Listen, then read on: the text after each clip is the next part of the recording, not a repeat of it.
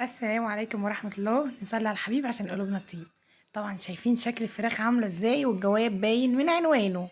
احنا المفروض ان الاكل ده بتاع يوم الجمعة. كنا جايبين فراخ وطبعا هعملها برضو، انا كنت عاملاها بالتتبيلة دي قبل كده على فكرة.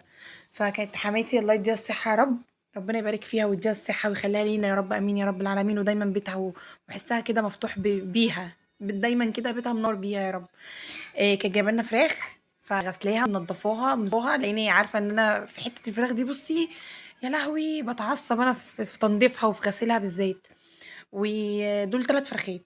يعني لو انت هتعملي فرخه فهي هتبقى طماطميتين بصلتين، قرن فلفل كبير، ليمونه، واحده ماجي، آه، 2 حبهان، ورقتين غار.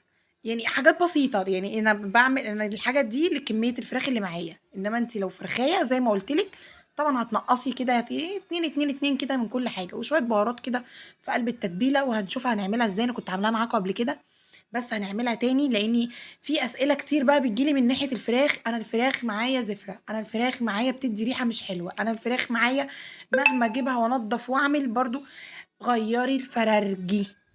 زفرة بتغسليها بالدقيق، بتغسليها بالملح، بتغسليها بالليمون، بتغسليها بالطحينة، بتغسليها بالجنزبيل. في ناس كتير بتغسل بالحاجات اللي أنا قُلت لِك عليها دي. مهما تغسلي فيها وبتدّي معاكِ الريحة دي، غيّري الفرارجي. دي بُصّي معلومة أساسية. أنا هنا بشرت كل حاجة، البصل والطماطم والفلفل، وقطّعت قرن فلفل الspicy ده، هو ما كانش spicy أوي يعني، وحطيت الحبّهان وورق لورا وهاحط الكمون و7 بهارات وحبّة فلفل وحبّة ملح. بس أنا مش هاحط حاجة تاني. يعني أنا قُلت أقولها لِك كده عشان نرجع لموضوعنا في حتّة الزفارة بتاعة الفراخ تاني. أنتِ مهما تجيبي الفراخ ومهما بتغسلي فيها، غيّري الفرارجي. إن شاء الله تغيّري 1 و2 و3 مش مهم. أهم حاجة إن أنا هاجيب حاجة.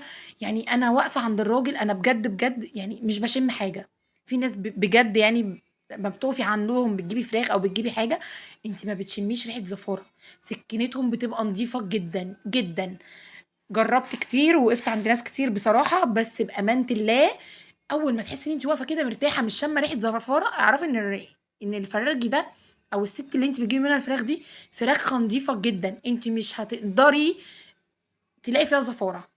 ممكن تكون هي زيادة عن اللي برّه 2، 3 جنيه، 5 جنيه، بس حقيقي أنتِ هتاخدي فراخ مضمونة. أنتِ مش هتشمّي الزفارة تاني. اسمعي منّي وغيّري الفرارجي لو أنتِ حاسة إن الفراخ بتاعتِك زفرة مهما بتغسليها. أنا قُلت الفيديو ده مخصوص بسبب كده على فكرة.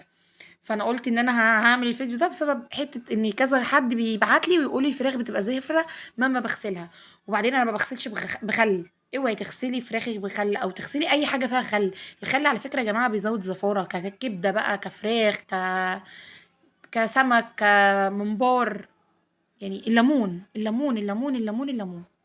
طبعًا أنا بشرت كل الحاجة وتبّلت الفراخ، مسكت الفراخ كده نزّلتها في قلب التتبيلة. أنتِ هتاكلي أحلى صوص في الفراخ دوّة. هتسيبي الفرخة وهتاكلي كده اللي هينزل منها، من الصوص اللي هينزل منها. أنا عايزة يعني هنا كنا خلاص إحنا كنا غطيناها بورق فويل أو لو عندِك الصينية وعندِك غطا ليها دخّليها مش لازم ورق فويل، ودخّليها الفرن لمدة ساعة ونُص كاملة. غطّيها كده وبعد كده شيلي الفويل، بعد كده ولّعي الشواية، هتدّيكِ اللون الحلو ده. وعايزة أقول لِك إني والله، والله بجد هتاكلي أحلى صوص فراخ كلتيه في حياتِك. أنتِ ممكن شوية رز كده جنبهم والموضوع انتهى. بس إحنا كنا بصراحة كنا عاملين بسلة وعاملين رز وسلطة بس.